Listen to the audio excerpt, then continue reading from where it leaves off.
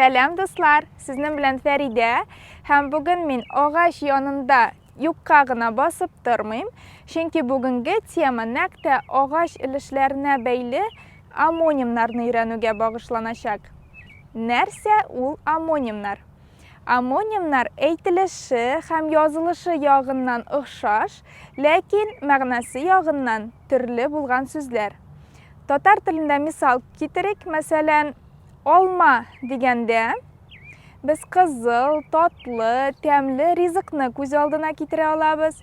Hem olma degende birer aybirga qo'g'ilma, tiyma deb anglarga mumkinmiz. Hozir aydagiz darsga ko'shik. Bilganimizcha ağaç bir necha ilishdan tura. Ağaç tomiri root deb tarjima etiladi.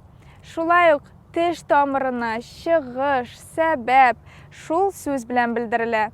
Masalan, many Americans have roots in Europe. Amerika kishilarining ko'bisi shig'ishi bo'yicha Avropadan. My tooth root is sensitive. Menim tish tomirim sezgir. Kelasi so'z ağaçning eng zo'r oski ilishi, ağaç kavsasi, inglizcha trunk deb tarjima etiladi. Ham shu so'z bilan filning xurtumin ham mashinaning bagajnigini bildiradilar.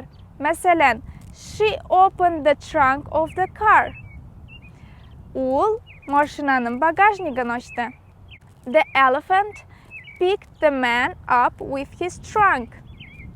Fil o'zining xurtumi bilan kishini ko'tardi. Olg'a taba ağaç qobig'i bark deb ataladi. Ham inglizcha shuluq so'z itlarning iruvini anglatadi. Masalan, my dog barks at everyone.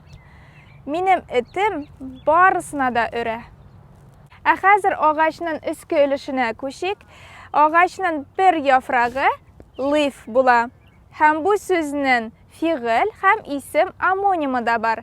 Masalan, live through. I live through a magazine. Men jurnalni qarab chiqam. Ya'ni jintiklab o'qimau, tez-tez qarab chiqu. Bu shiraqda ul fe'l amonim bo'ladi. Ikkinchi misol, put the leaf in the table. Masalan, qo'noqlar keluv sababli sizning ustalni kengaytirga, zo'raytirga to'g'ri kelsa, u vaqtda siz taqta kesagini ustaysiz. Ham inglizcha taqta kesagi leaf bo'ladi. Bu shiraqda leaf so'zi ism bo'lib keladi. Demak, ağaç yaprog'i deganda leaf bo'ladi.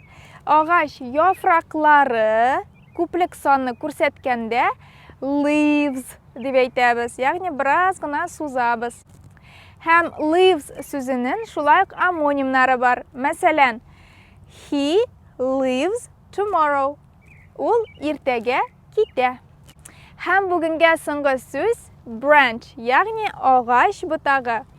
Shuluq so'z zo'r korporatsiya, filial, bo'lik bo'la oladi. Masalan, the bank recently opened a branch in Germany. Ko'pdan tugul bank o'zining filialini Almaniyada ochdi. Do'stlar, shuning bilan dars tamom. Ağaçlarni saqlag'iz, tomirlaringizni unutmag'iz. Birga bo'lik, birdan bo'lik. Sog' bo'ling'iz.